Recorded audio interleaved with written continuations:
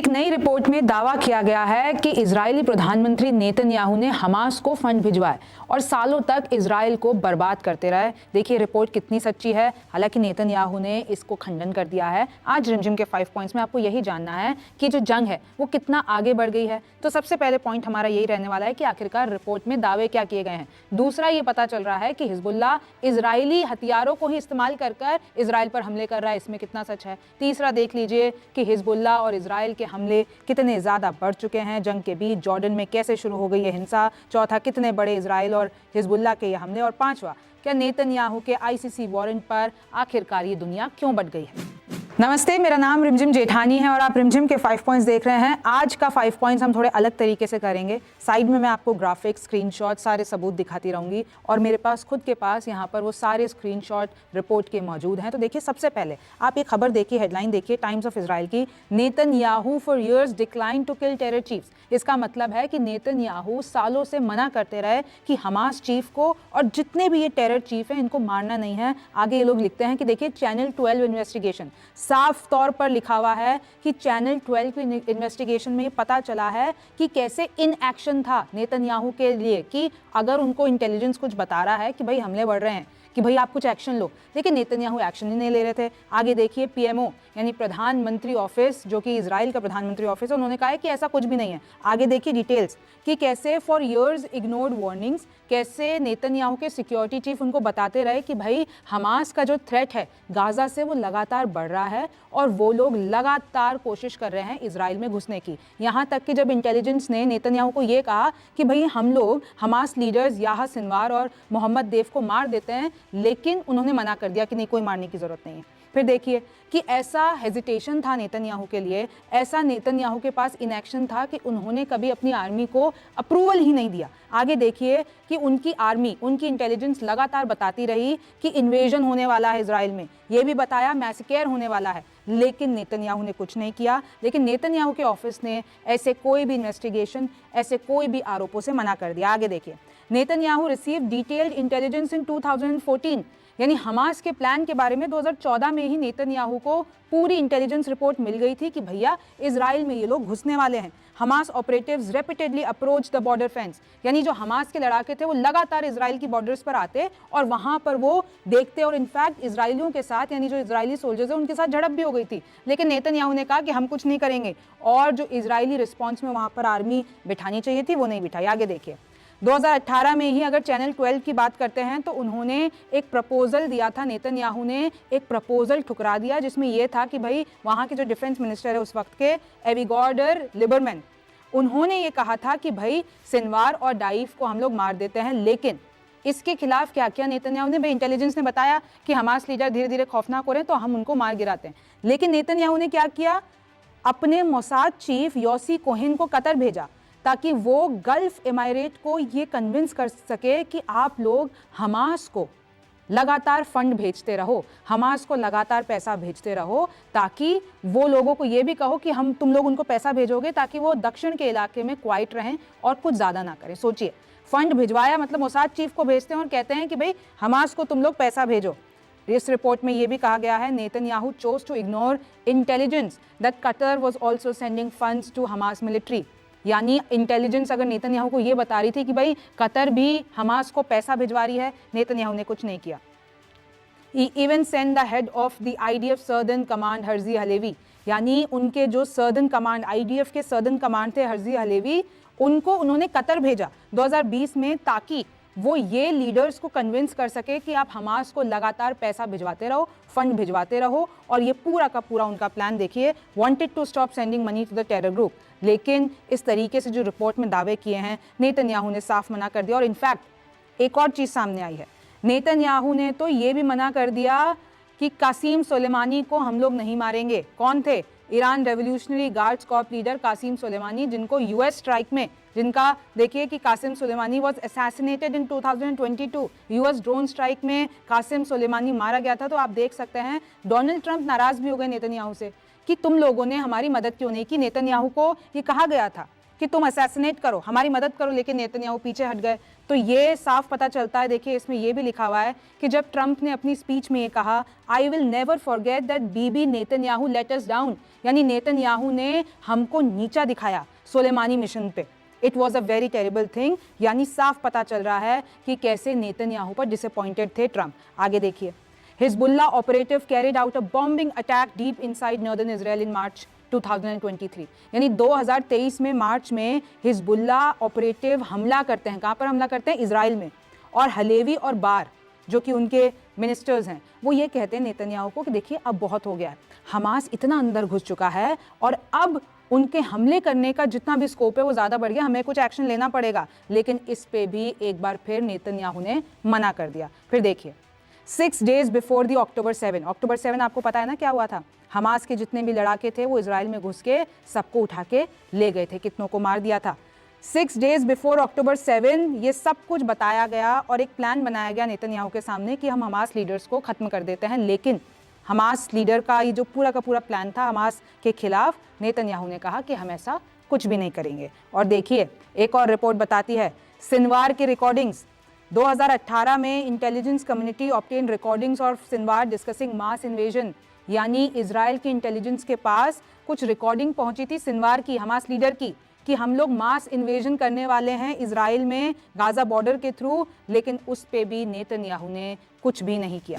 आगे देखिए, तस्वीर आप साइड में देख रहे होंगे कि कैसे इसमें साफ पता चल रहा है, ये तस्वीर है उस वक्त की हमास अटैक जो हुआ था अक्टूबर 7 को।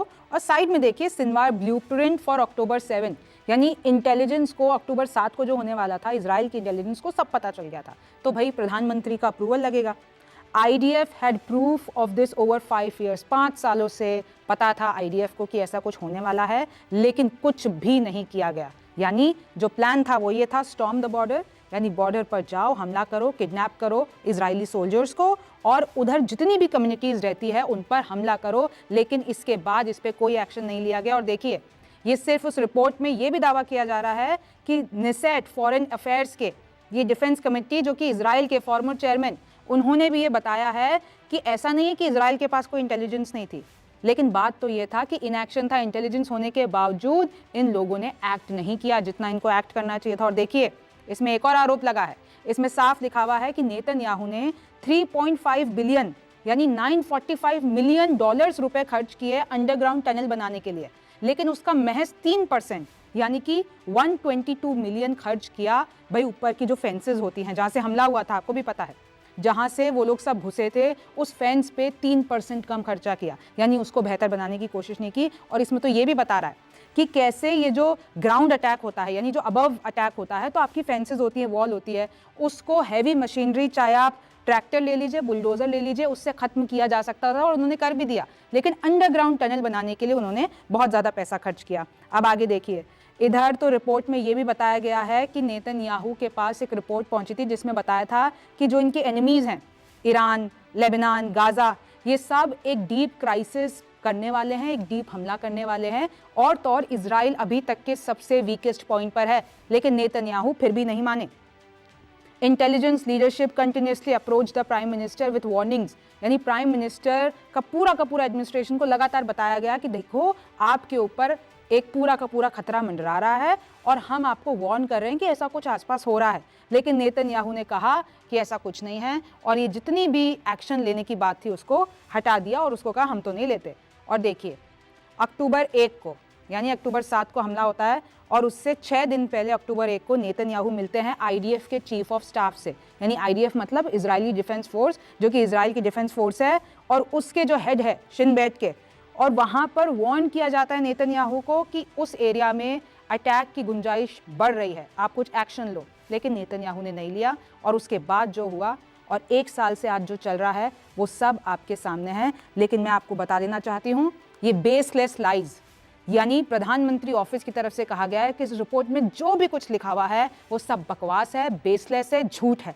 प्राइम मिनिस्टर ऑफिस ने कहा है a recycling of baseless lies that have been refuted in the past, यानी हम पहले भी ऐसी ही रिपोर्ट्स को नकार चुके हैं और प्राइम मिनिस्टर के पास ऐसी कोई इंटेलिजेंस नहीं थी। और जितना भी नेतन्याहू अपने देश को आगे लेके जा रहे हैं, अचीवमेंट लेके जा रहे हैं, तो इन सबको जलन हो रही है, इसलिए बेतुके आरोप लगा रहे हैं। PMO rejected a claim. इसमें एक और क्लेम प्राइम मिनिस्टर ऑफिस की तरफ से रिजेक्ट किया गया जिसमें लिखा हुआ Israel didn't have the capabilities to attack Iran's nuclear facilities in 2018। मतलब उन्होंने मना कर दिया इजराइल ने कि ऐसा नहीं है कि इजराइल सक्षम नहीं था कि 2018 में ईरान की न्यूक्लियर फैसिलिटीज में हमला कर दे। तो इस तरीके से नेतन्याहू के ऑफिस ने इस पूरे के पूरे क्लेम को रिजेक्ट कर दिया है।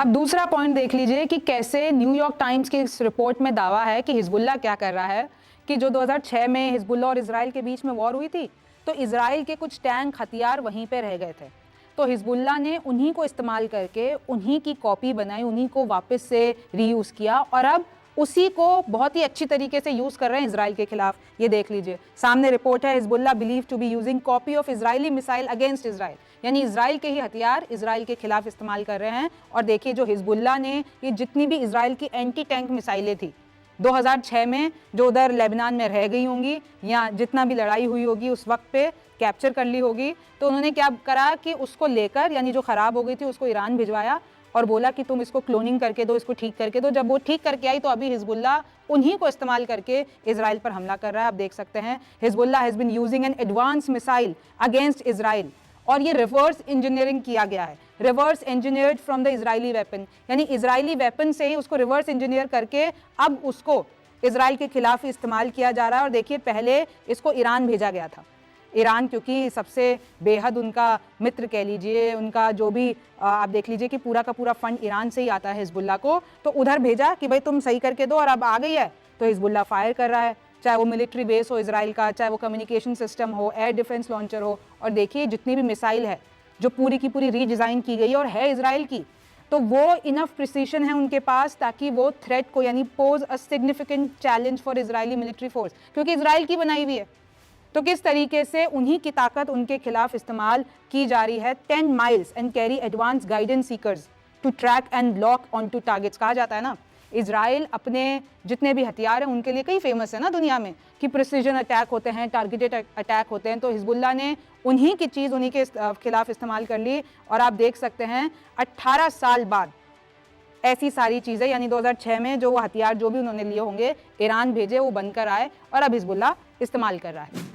अब तीसरा पॉइंट देख लेते हैं कि कैसे ये जो जंग है वो जॉर्डन भी पहुंच गई है। आप साइड में तस्वीर देख रहे होंगे और हेडलाइन पढ़िए, gunman dead, police injured in shooting near Israeli embassy in Jordan. यानी जॉर्डन में जो इजरायली एम्बेसी थी वहाँ पर फायरिंग होती है, फिर वहाँ की जो जॉर्डन की पुलिस है उनको बचाव कार्य में उतरना पड़ता है और उधर जिसने फायरिंग की उसको यानी वो डेड हो जाता है, यानी उसको फायरिंग करके गिरा दिया जाता है। पुलिस शॉट अ गनमैन, उसको गोली से उड़ाया गया, who had fired at a police petrol in Rabia neighbourhood of Aman, officials and media reported. ये गार्डियन की मैं आपको खबर पढ़ के बता रही हूँ। और देखिए ये जो जिस इलाके में पूरा का पूरा जॉर्डन में हिंसा भड़की है ये हमेशा से एक बहुत ही फेमस प्लेस रहा है जहाँ पर जितने भी एंटी इजराइल प्रोटेस्ट होते हैं यानी फ्रीक्वेंट डेमोन्स्ट्रेशंस होते रहते हैं एंटी इजराइल सेंटिमेंट के थ्रू। और क्योंकि आपको पता है गाजा में वॉर चल रही है और जॉर्डन में कई ऐसे लोग हैं जिनका पूरा कनेक्शन वहाँ पर इजराइल में जो फिलिस्तीनी रह रहे हैं वहाँ पर उनके घर परिवार हैं। देखिए जॉर्डन की 12 मिलियन जो सिटीजन हैं वो फिलिस्तीनी रीजन के हैं, यानी वो फिलिस्तीनी हैं।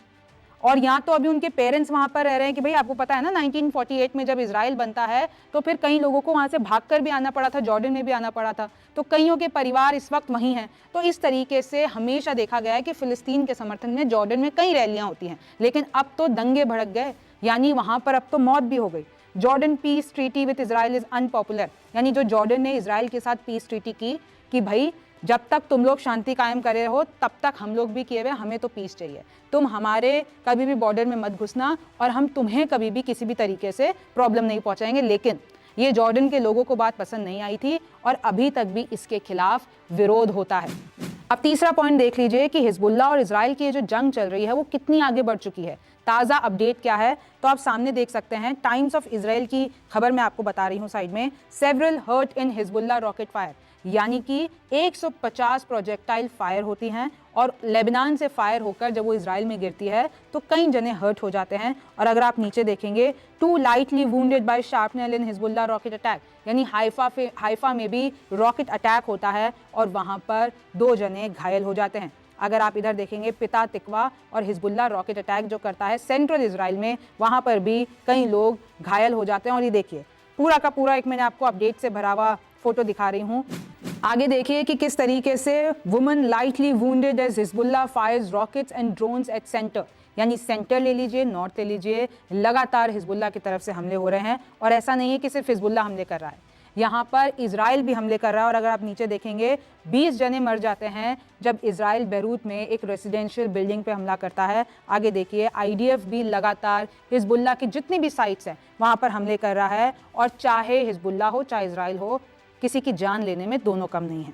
आगे देखिए, और आप ये साथ साथ में तस्वीरें भी देखते जाइए, तबाही की ये तस्वीरें हैं। आगे देखिए, IRNA न्यूज़ एजेंसी की तरफ से 2 वीडियो शेयर की गई है जिसमें बताया है aftermath of a missile attack by Lebanon Hezbollah on a factory, कि कैसे हिजबुल्लाह एक फैक्ट्री पर हमला करता है north of the Israeli occupied Palestine. और वहाँ का मंजर देखिए किस तरीके से आपको दिखता है। और इसमें भी आपको साफ दिख रहा होगा हिजबुल्लाह ने 34 एंटी इजराइल अटैक्स किए हैं 24 घंटों में। दोनों फोर्सेज रुक नहीं रही हैं। आप नीचे भी देख सकते हैं कैसे बारकट मेकशिफ्ट हॉस्पिटल में ये पूरे के पूरे दृश्य दिखाए गए हैं। और वहाँ पर आपको पता है कि हालात बहुत ज़्यादा बिगड़े हुए हैं, मैंने आपको बहुत बार बता दिया है। एक देखिए, इजराइल डिफेंस फोर्स ने एक वीडियो शेयर की है, वीडियो तो नहीं चला सकती हूँ लेकिन फुटेज में यह है कि कैसे हिजबुल्लाह के रॉकेट ने यहाँ पर इजराइल में एक पूरा का पूरा रेसिडेंशियल इलाका था, एक फैमिली वहाँ पर रहती थी, उसको उड़ा दिया। और अब देखिए हर जगह आपको खंजर दिख रहा होगा। और इस पर एक बड़ा सवाल ये भी होता है कि कैसे आयरन डोम लगातार फेल होता जा रहा है। आपके सामने की बात है, कितने सारे अटैक्स जो हैं हिजबुल्लाह की तरफ से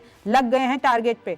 IDF ने यह भी बताया है कि इन लोगों ने जोसी क्रॉसिंग पर हमला किया है जो कि सीरिया के कंट्रोल में है, और वहां पर कई बिल्डिंग्स को तबाह किया है। और इजराइल ये भी बताना चाहता है कि देखिए लगातार हिजबुल्लाह की तरफ से हम पे हमले हो रहे हैं। और हिजबुल्लाह ये बताना चाहता है, लेबनान ये बताना चाहता है कि लगातार इजराइल कैसे मासूमों को लेबनान और गाजा में मार रहा है। आगे देख लीजिए, Israeli forces escalate southern Lebanon attacks, यानी 35 को अभी तक गाजा में मारा जा चुका है इजराइल की तरफ से। आप देखेंगे 35 फिलिस्तीनीज। और अगर 24 घंटे की बात करते हैं तो ये आंकड़ा 94 हैं जो कि घायल हैं। 38 पीपल वर किल्ड, यानी जो लोग घूम रहे हैं, जो लोग वहाँ पर पूरे के पूरे इधर से उधर जाने की कोशिश कर रहे हैं, बॉर्डर पास करने की कोशिश कर रहे हैं, वो लोग भी इस फायर में आ जा रहे हैं। और उसमें से 38 लोग मर चुके हैं।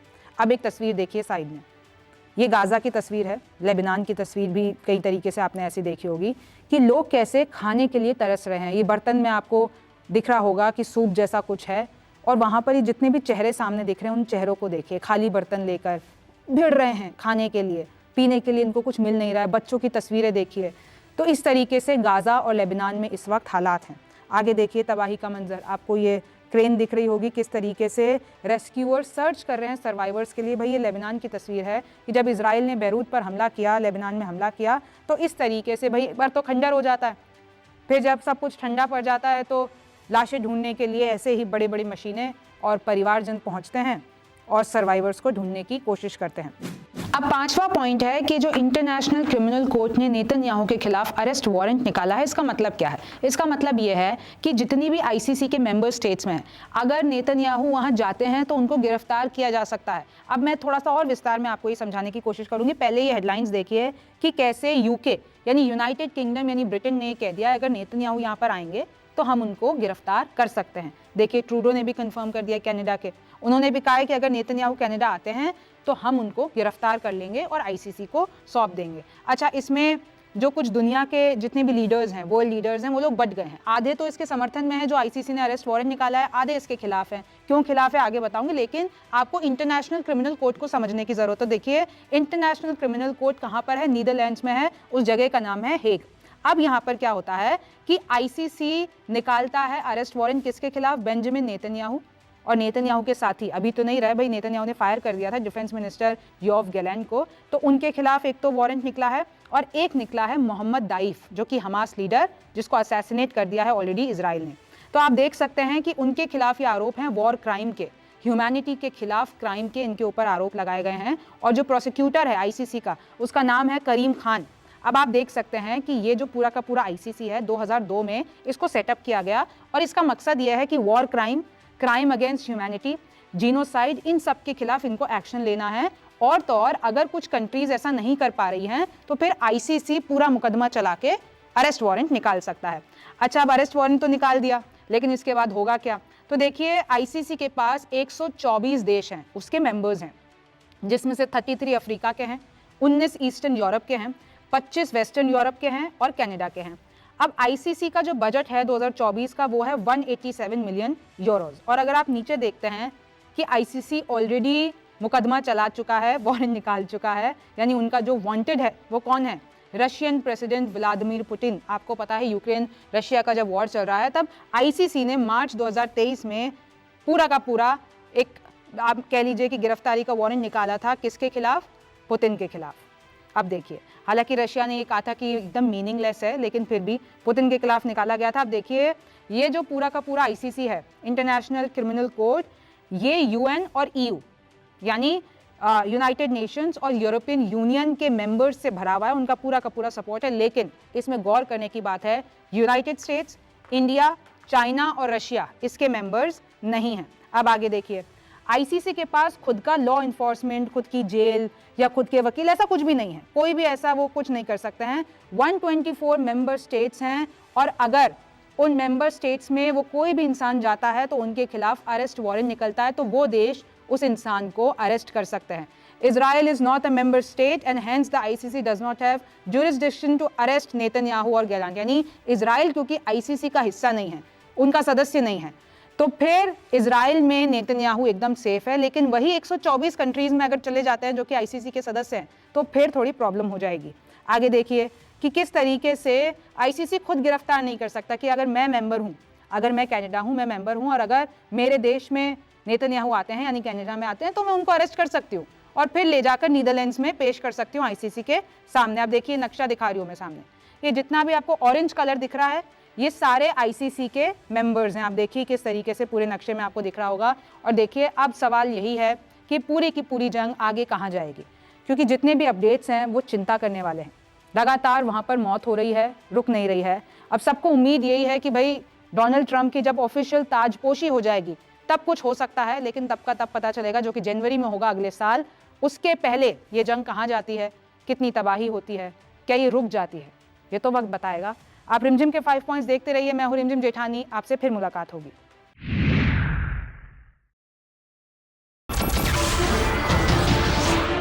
नमस्कार, मैं हूं मानक गुप्ता। अगर आपको हमारा ये वीडियो पसंद आया हो तो इसे लाइक और शेयर जरूर करें और हाँ, हमें सब्सक्राइब और फॉलो करना ना भूलें ताकि आप देश और दुनिया की कोई खबर मिस ना करें। तो जुड़े रहिए हमारे साथ और देखते रहिए न्यूज़ 24।